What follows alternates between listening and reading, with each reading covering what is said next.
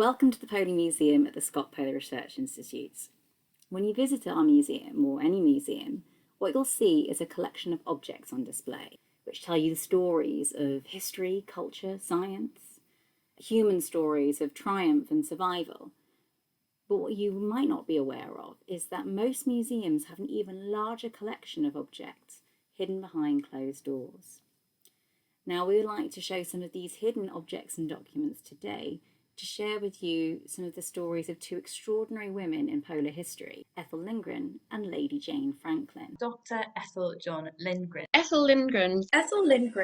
Ethel was born in 1905 in Illinois, and after spending most of her childhood in America or travelling around Central Asia with her family, she moved to the UK, where she began her undergraduate studies at the University of Cambridge. She read Chinese and experimental psychology, and she later went on to read her graduate studies at the university as well, where she did fieldwork in Inner Mongolia and also in Siberia. After completing her PhD, Lindgren became a research fellow at Newnham College at the University of Cambridge, and from there she lectured in social anthropology, or the study of cultures around the world. She was also a great friend to the Scott Polar Research Institute, and as well as donating things that she'd collected on her travels to their museum, she also lectured their MPhil students. So Ethel Lindgren's papers that we hold in the archive are actually a very small part of her massive work. She was an anthropologist and a lecturer. She was in social anthropology at the University of Cambridge, and a lot of her photographs that she took are actually at the Archaeology and Anthropology department. She was primarily interested in ritual and belief, and she wrote her PhD thesis on a female shaman who she'd met in Siberia and struck up a good relationship. Ethel Lindgren did the fieldwork for her doctoral degree in Manchuria between 1928 and 1932. This was a tumultuous time to be in the region. The region itself was one of the extensive border regions along the borders between two very important and overpowering empires, the Russian Empire and the Chinese Empire. And especially during the late 1920s and early 1930s, these empires were going through complete convulsions.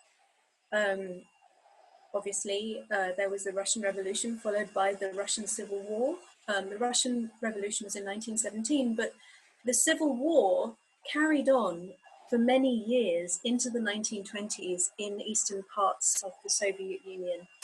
And then, of course, there was the Chinese Civil War starting in 1927.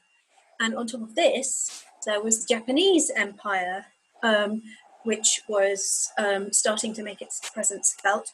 And so the Japanese invaded Manchuria in 1931, precisely when Ethel was doing her fieldwork.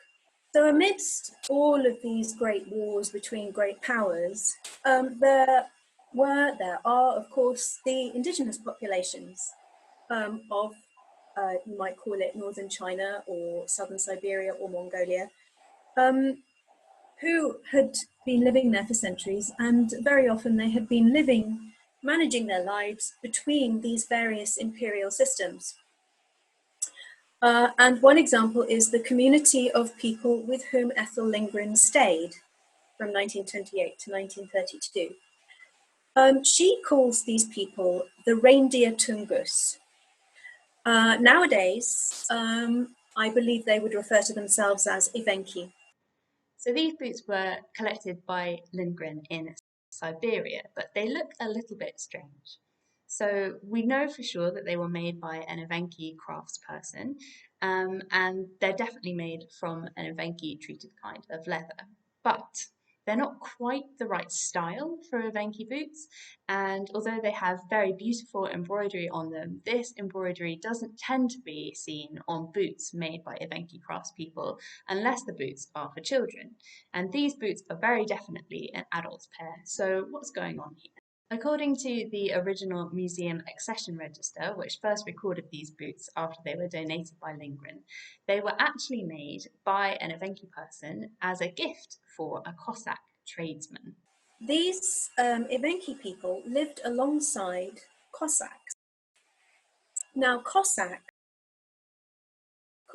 were originally the vanguard of the Russian Empire. They were effectively they created buffer zones, you might say, between the Russian state and the people surrounding it. Cossacks have a very long history. For quite a lot of it, they were effectively mercenary soldiers who worked for the Tsarist administration.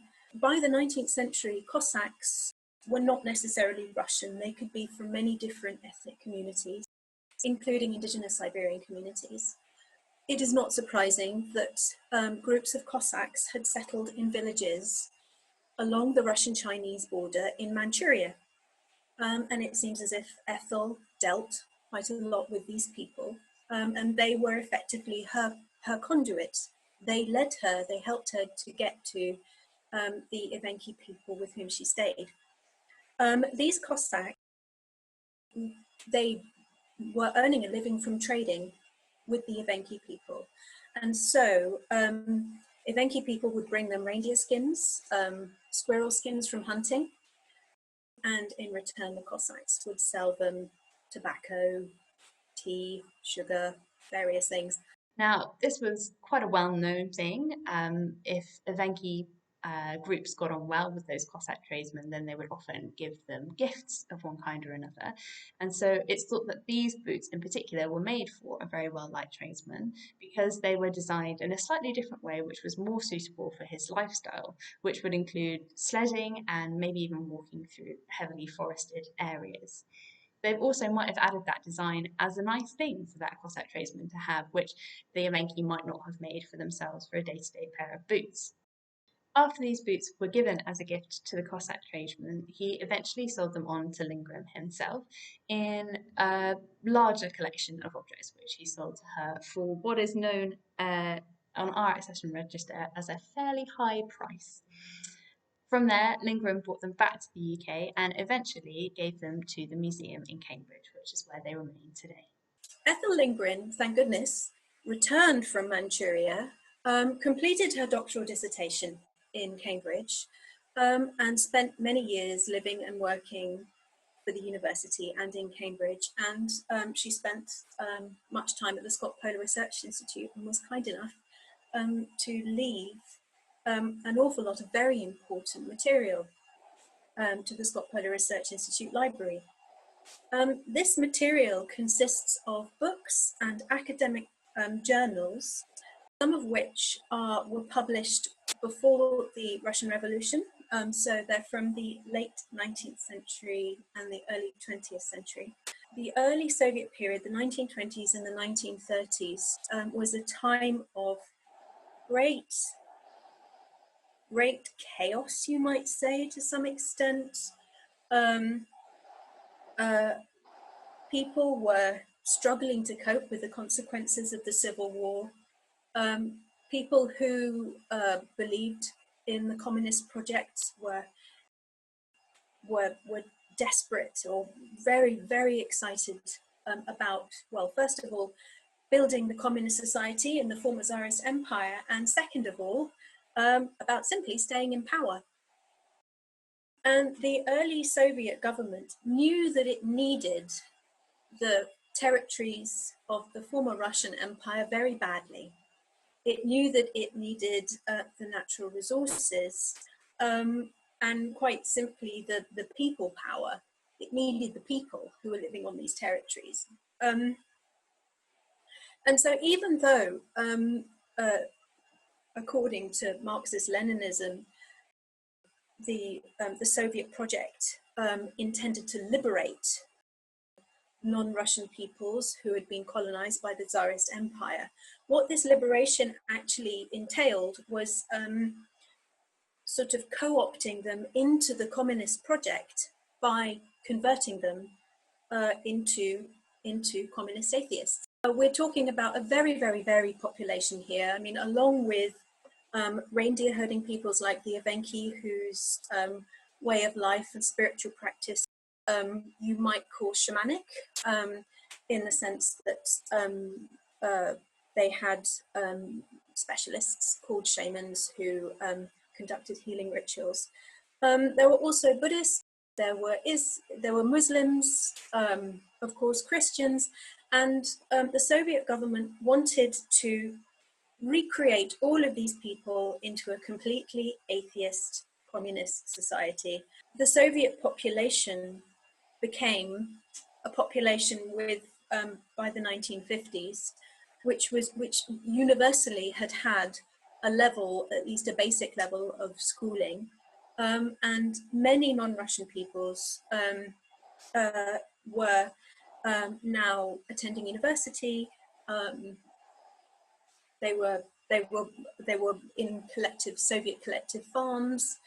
Some of them were moving to the cities, becoming academics and political leaders in their own right. It was a complete transformation. And of course, it's a very controversial subject. Some people feel deeply grateful to the Soviet system. They feel that they have been brought out of a very ignorant, very poor way of living. But at the same time, it's true that an awful lot of diversity, a lot of language, a lot of tradition, a lot of cultural practice, a lot of different perspectives on the world were lost. Really, this is the huge value that the material that Ethel Lindgren left us has, because thanks to these documents from before the revolution, from the 1920s and 30s, when the Great Transformation was just happening, we can see, first of all, how this transformation came about, the complexity of it, but also we can learn an awful lot about the lives and beliefs and habits of the people who were living in the Soviet Union at the time. And so this material is a great resource for contemporary non-Russian, contemporary indigenous Siberian communities, perhaps people like the Evenki who now live in northern China and have contact with Evenki living in Russia. This material is a resource for them to learn a little bit about their forebears and about practices that may have been lost. In 1947, Ethel Lindgren married her second husband, called Michael Utsi, who was a Sami man that she'd met in northern Sweden while she was undertaking fieldwork there. During the course of their honeymoon, they visited the Cairngorm Mountains in Scotland, and while they were there, Michael found that the habitat was very similar to the habitat for reindeers that he'd experienced in northern Sweden. The pair returned to Sweden and then came back to the Cairngorms and released a number of reindeer, starting the first herd there that had been recorded in the UK for 800 years. So the archive material we have is actually a transcript of a book on reindeer husbandry. She was involved with her second husband, who was a Sami reindeer herder, in bringing reindeer to the Cairngorms in Scotland. What we have are hand-drawn maps, some typescript, some notes, all the sort of editing side before you get to the publishing. It's, as I say, it's a very small piece of work in a much wider career. They also set up the Reindeer Council of the UK, and today both the Reindeer Council and the reindeer herd in the Cairngorms in Scotland still exist. So Ethel's papers are nice to have because she's one of the female voices in our archive.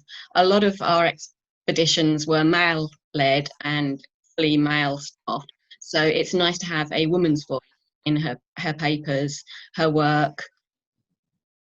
And finally, I would just like to end with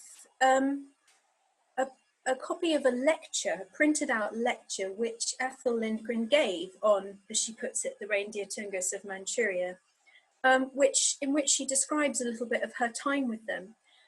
She actually spent quite a lot of time with a female shaman called Olga, and she developed a good friendship with Olga. Although, of course, it's very much written according to the ethnographic conventions of the 1930s. Certainly, it isn't something that somebody would present now. But she finishes with a really wonderful evocation of the life that she saw, a life that was changing dramatically. And so I'll finish by reading out this paragraph. When I asked the Tungus which they liked best, the village or the forest, they always answered with a glow in their faces, the forest, of course. Sitting in a Tungus encampment on a sunny day in June, it is hard indeed to think of a pleasanter life. The birch bark bands that cover the tents in summer are tastefully arranged in alternating strips of brown and white, and the draught through the opening at the top keeps the interior free from flies and mosquitoes. Children play among the branches of a fallen tree or swing on an improvised seesaw. Young men sit about and talk, whittle at something with their knives, or try a little pole vaulting. I hope that this film has gone some way to showing that there are extraordinary lives in our collections, not only of the people who donated objects to them, but also of the objects themselves. Also available is our video on Jane Franklin.